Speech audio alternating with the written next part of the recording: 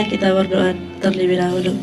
Terima kasih Tuhan Yesus yang baik buat kesempatan kali ini kami dapat memberikan firman Tuhan Yesus yang baik. Berkati orang-orang yang mendengarnya Tuhan, supaya setiap apapun yang mereka dengar bisa dapat mengubahkan hati mereka Tuhan Yesus yang baik.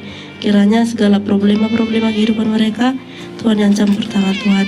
Tuhan, kami serahkan hidup kami ke dalam tangan-Mu. Berkati kami sampai selanjutnya Tuhan Yesus yang baik. Terima kasih Tuhan, haleluya, amin. Oke, baik saudara, di sini saya akan menceritakan tentang firman Tuhan yang terambil dari Efesus 6 ayat yang ke-10. Saya akan bacakannya bagi kita semua. Akhirnya hendaklah kamu kuat dalam Tuhan, di dalam kekuatan kuasa-Nya. Nah, saudara-saudara, banyak orang-orang yang berolahraga agar badannya menjadi sehat, kuat. Hal ini memang baik, sebab dapat membuat kita sehat secara fisik. Begitu pula secara rohani, kita juga harus menjadi orang yang kuat dan teguh. Efesus mengatakan, hendaklah kita kuat di dalam kekuatan kuasa-Nya. Kekuatan dalam kuasa-Nya disebut di sini adalah kekuatan daripada Tuhan, di mana kita harus berteguh kepada Tuhan supaya segala sesuatunya yang akan kita rencanakan, kita kerjakan, Tuhan campur tangan, dan kita selalu dikuatkan atas kelemahan kita. Menjadi kuat bukan berarti kita tidak pernah menjadi lemah. Namun, dalam keadaan apapun kita dapat berdiri teguh dan tidak mudah goyah. Kekuatan hidup kita ini hanyalah di dalam Yesus, sebab Dialah sumber hidup kita. Jangan menjadi lemah saat mengalami masalah, sebab segala perkara dapat kita tanggung di dalam Dia yang memberi kita kekuatan. Memang, untuk menjadi kuat tidaklah mudah, sebab seringkali kita menghadapi banyak masalah. Oleh sebab itu, kita perlu senantiasa merenungkan firman Tuhan dan melakukannya. Ujian atau masalah yang datang itu tidak pernah terduga dan tidak pernah juga kita perkirakan. Sebelumnya menjadi setiap hari kita perlu membekali iman kita dengan firman Tuhan, seperti yang tertulis juga dalam Mazmur 1 ayat yang kedua sampai ketiga. Firman Tuhan mengatakan seperti ini, tetapi yang kesukaannya ialah Taurat Tuhan, dan merenungkan Taurat itu siang dan malam. Ia seperti pohon yang ditanam di tepi aliran air, yang menghasilkan buahnya pada musimnya, dan yang tidak layu daunnya, apa saja yang diperbuatnya berhasil. Nah, saudara, firman Tuhan ini mengajarkan kita supaya siang dan malam kita akan merenungkan firman Tuhan, supaya kita menjadi kuat, bahkan tetap berbuah dalam kondisi apapun, baik dalam kondisi kemarau, hujan, kita dapat berteguh di dalam Tuhan. Kita juga harus melakukan firman Tuhan supaya saat ada masalah, kita tidak akan menjadi goyah. Kalau kita ingin menjadi orang yang kuat di dalam Tuhan, maka kita harus menjadikan firman Tuhan sebagai dasar di dalam kita menjalani hidup ini agar tetap kuat. Untuk menjadi kuat, kita tetap bersukacita, sebab firman Tuhan mendorong kita agar tetap bersukacita di dalam segala keadaan. Sukacita Tuhan adalah kekuatan kita. Sukacita yang Tuhan berikan berbeda dengan kesenangan yang dunia tawarkan. Mungkin yang dunia tawarkan hanyalah untuk berpoya-poya, menyenangkan hati kita, tetapi dengan Tuhan berbeda, saudaraku. Ini tergantungkan dengan iman kita yang bertumbuh di dalam Tuhan. Bersukacitalah karena Tuhan, supaya kita tetap kuat dalam Dia. Selain itu, kita wajib memiliki pengharapan di dalam Tuhan, tidak pernah mengecewakan sehingga kita akan dikuatkannya. Saat merasa bimbang, marilah kita menaruh pengharapan kepada Tuhan, agar iman kita dapat dikuatkan kembali yang berikutnya. Warnailah hidup kita dengan doa, pujian, dan penyembahan kepada Tuhan, supaya kita tetap kuat saat Tuhan Yesus akan disalib. Ia berdoa kepada Bapa supaya diberikan kekuatan menghadapi semuanya. Nah, bagaimana dengan kita? Apakah kita meminta doa kepada Tuhan saat kita mengalami masalah? Saya harap untuk selanjutnya kita akan berserah dulu kepada Tuhan. Begitu pula saat kita mengalami situasi yang buruk, marilah kita berdoa agar kita menjadi kuat. Juga saat kita memuji Tuhan, Ia akan memberikan kekuatan bagi iman kita. Kita akan mengalami kuasa Tuhan. Tinggallah senantiasa di dalam Tuhan supaya kita tetap teguh. Jadilah pribadi yang kuat dan teguh di dalam Tuhan. Jangan bimbang, percayalah kepada Tuhan, sebab Dia akan menyediakan kemenangan bagi kita. Amin buat kebenaran firman Tuhan. Untuk meresponi firman Tuhan yang barusan kita dengarkan lagu pujian Kekuatan di Hidupku. Oke saudara, demikian juga dengan lagu ini yang mengatakan kekuatan hanya di dalam Tuhan.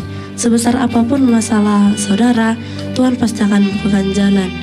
Yang buta aja bisa Tuhan sembuhkan, apalagi kita yang hanya memiliki problema yang tidak sebanding dengan mereka.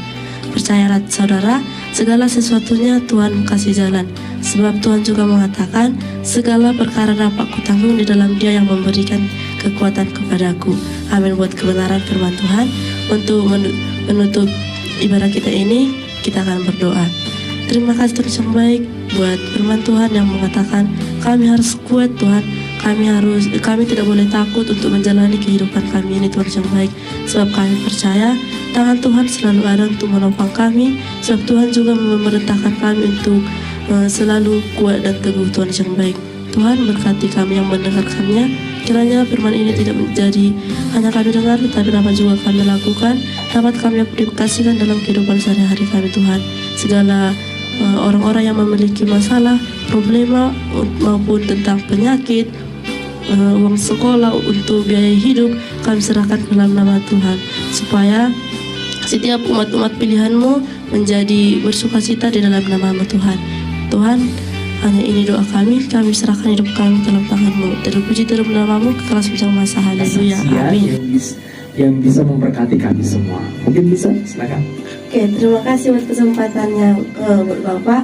Nah, di sini saya akan menceritakan sedikit kisah saya, di mana pada tahun kemarin waktu mau kelulusan SMP. Nah, di situ kira-kira di bulan Maret mama saya jatuh sakit, bahkan sampai bekerja apapun tidak bisa. Segala pekerjaan diserahkan kepada kami. Nah, di situ saya berpikir, jadwal si Tuhan ini kenapa sih harus dikasih, kenapa harus mama saya yang sakit, kenapa enggak saya saja, supaya adik-adik saya juga tidak terlantar. Terus hari demi hari penyakitnya sudah mulai membaik. Terus setelah saya melakukan ujian kelulusan, drop lagi. Nah, gimana ini Tuhan? Aku mau lanjut SMA. Apakah aku harus turun apakah aku harus tidak sekolah lagi supaya mama saya bisa menjaga orang tua saya? Nah, dalam hal seperti itu ternyata mama saya mendengar. Kok kamu berkecil hati sih? Tuhan saja bisa mengubahkan segala sesuatunya. Kok kamu mudah sekali untuk menyerah? Nah, saat itu saya bilang seperti ini, untuk apa lagi aku sekolah kalau mama aja sudah sakit? Adik-adikku mau kemana? Pada saat itu kakak saya ada, tapi kakak saya merantau ke Medan. Mama saya mengatakan gak usah dikasih tahu kalau mama sedang sakit, nanti jadi bahan pikirannya lagi katanya. Terus pada malam harinya itu saya berpikir, kemana aku Tuhan? Apakah aku harus melanjut atau aku harus membantu mama saya bekerja supaya cepat pulih, supaya adikku juga bisa sekolah? Nah, seperti itu datanglah mama, katanya, enggak, kau harus sekolah, enggak bisa mama kuliahkan, minimal harus bisa tamat SMA, karena enggak ada nanti artinya kau hidup kalau tidak memiliki pendidikan. Nah, saya berpikir gini, ya udahlah, aku cobalah dulu nanti untuk masuk SMA negeri dengan jalur prestasi, pulang sama mama. Terus mama bilang, iya, 3 hari jadwalnya untuk melakukan pendaftaran secara online. Di sini juga sudah banyak sih tantangan, yang jaringan lah tidak bisa, yang harus ngisi ini ngisi itu, harus ke sekolah dulu menanya akreditasi sekolah SMP. Banyak sekali rintangan yang harus saya lalui supaya dapat mendaftarkannya. Setelah beberapa hari kemudian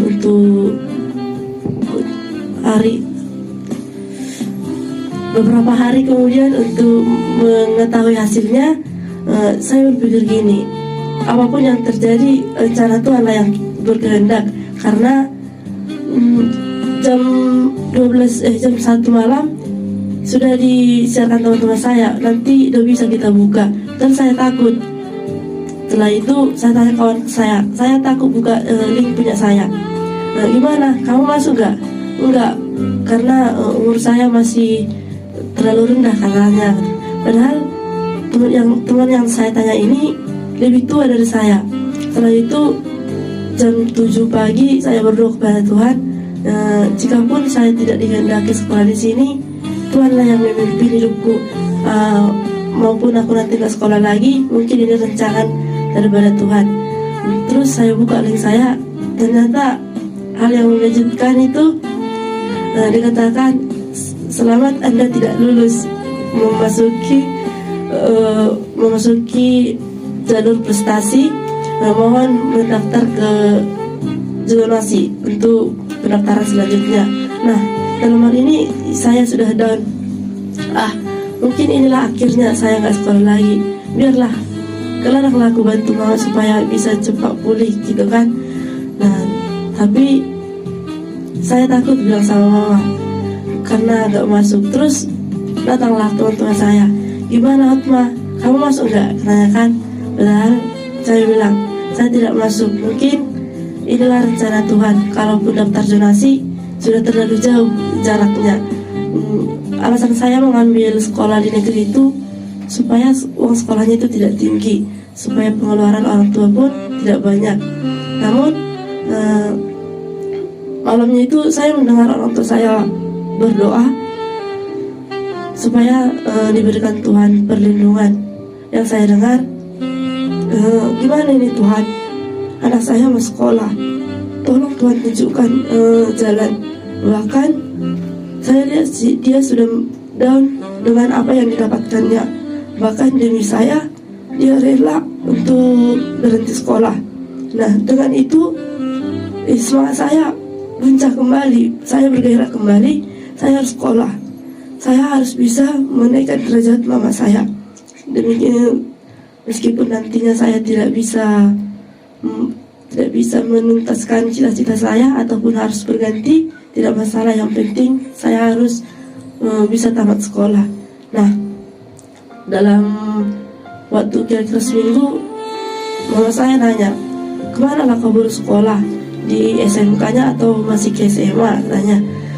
Tapi mama dengar baik sih sekolah cahaya negeri, terus masih berasramanya. Kalaupun nanti kamu di sana, mama gak harus repot memikirkan kamu makannya buruku itu, sekolahnya buruku itu, kayak gitu. Rapinya nanti bajunya ke sekolah, mama udah bisa tenang lah karena ada ibu asramanya nanti, ya katanya. Terus saya bilang, kemananya mama ini? Biaya pengobatan mama aja nggak bisa kita beli, apalagi lah nanti untuk asrama lagi, belum lagi uang sekolah, karena sekolah itu swasta juga nya, gila, dibilangnya gitu. Terus mama bilang, kenapa kamu langsung mudah menyerah? Kenapa nggak harus optimis kayak kakakmu? Katanya kan, apapun bisanya kita lalui asalkan berdasarkan dengan Tuhan.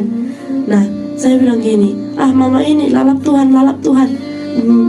Kita lihatnya kenyataannya, di mananya mama pun berdoanya mama tiap hari, di mananya enggaknya sembuh penyakit mama. Saya bilang gini. Terus dalam perkataan saya ini, mama saya marah. Kau nggak ada hak untuk mengejengkali Tuhan. Tuhan itu Maha tahu, bahkan hidupmu pun Tuhan yang tahu, kata mama saya. Terus saya bilang ini, terusnya mama kayak gitu, gereja pun nanti nggak ada alasan, nggak ada balasnya, gitu kan. Terus mama bilang gini, jangan jadi anak durhaka kau. Apapun ceritanya, kau harus mau sekolahkan di Cahaya Negeri Sidikalang, kan. Kata aku, nggak mau aku. Siapa nanti bantu mama kan? Mau bilang bantu mamanya kau, tapi untuk Tuhan pun kau sudah jahat, kata mama saya. Terus saya mendengar itu, benarnya itu Tuhan, jahat kali aku. Kenapa aku bilang kayak gini sama Tuhan? Padahal kuasa Tuhan, mujizat yang saya alami sebelumnya pun banyaknya. Sedikit ininya masalahku. Kenapa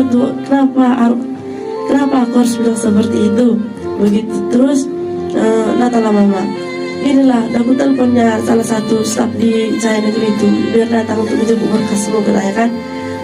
Saat itu sering yang datang ke rumah tuh jemput berkasnya itu pun saya nggak yakin, nanti pun daftarkan mama ini pun aku sudah ke situ aku sekolah, panas sekali aku udah serama kan. Dalam keadaan seperti itu juga saya masih egois. Apa yang membuat Maria yang sehingga malas ke asrama gitu? Nah, salah satunya teman-teman saya juga kan masih ada di sini Pak. Terus katanya kalau di asrama itu gak bisa megang handphone lah, gak bisa keluar, harus bangun tepat waktu, ibadah setiap hari. Ya, saya berpikir gini, kok salah hidupku nanti itu aja gitu. SMP aja lebih enak lah nanti masa-masa SMP ku daripada SMA aku. Padahal kata orang-orang itu kan masa paling ini itu SMA kan Pak. Iya betul. Nah, terus saya setelah didaftarkan ke sana, sebelum seminggu kemudian mau masuk kelas sekolah.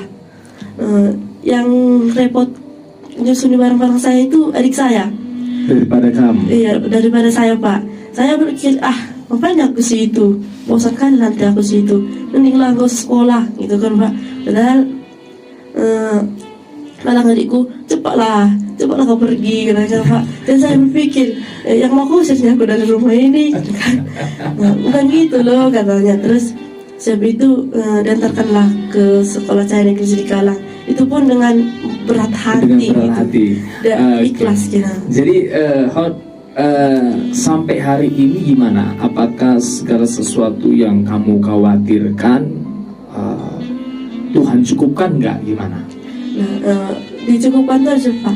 Cuman pertama-tama di sini berat sekali gitu kan. Harus meninggalkan handphone lah, meninggalkan dulu lah. Dulu berarti agak candu dengan handphone ya? Iya Pak. Apalagi waktu itu masa-masa sekolah daring. Iya kok sekolah daring ya? Iya Pak. Iya, berarti sepanjang hari dulu sering megang handphone. Akhirnya ketika mau tinggal di asrama berpikir juga kan gitu ya? Iya. Karena sudah terikat dan nyaman dalam memegang handphone. Iya, oke. Selanjutnya kira-kira saya melihat begini, dari awal tadi Hot Maria bilang takut biaya karena mama ini sakit, ya kan, bagaimana nanti dia selama begini, begini. Nah, sampai hari ini bisa berjalan dengan baik, itu kenapa itu? Puji Tuhan Pak, bisa lancar semuanya. Setelah saya belajar juga di sini, ternyata Tuhan itu selalu ada buat kita. Dengan firman-firman Tuhan yang saya dengar di sini dan saya lakukan, Tuhan cukupkan semuanya. Dan puji Tuhan, uang sekolah, uang asrama masih lancar tercukupi sampai sekarang ini. Haleluya. Itulah tadi kesaksian dari adik kita Hot Maria ya.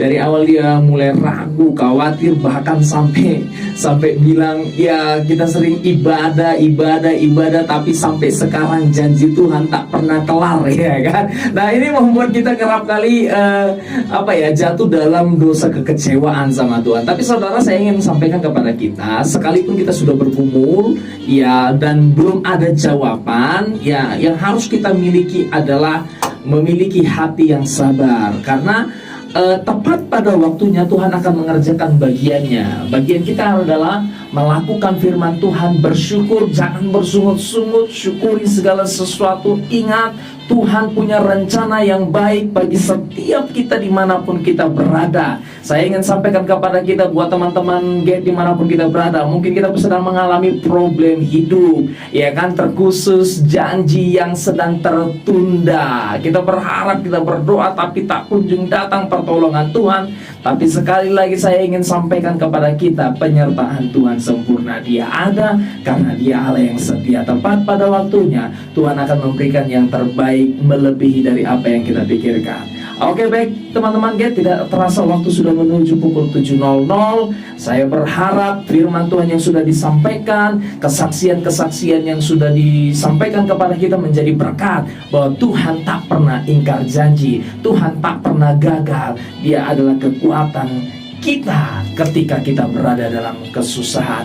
Oke, baik teman-teman GET, bagi teman-teman GET yang ingin berbagi kesaksian akan kebaikan Tuhan, saudara bisa mengirim ke SMS, lewat SMS atau WhatsApp di 08116070 882. Kami rindu saudara berbagi kesaksian sehingga kesaksian kita menjadi berkat bagi setiap orang-orang yang mendengar.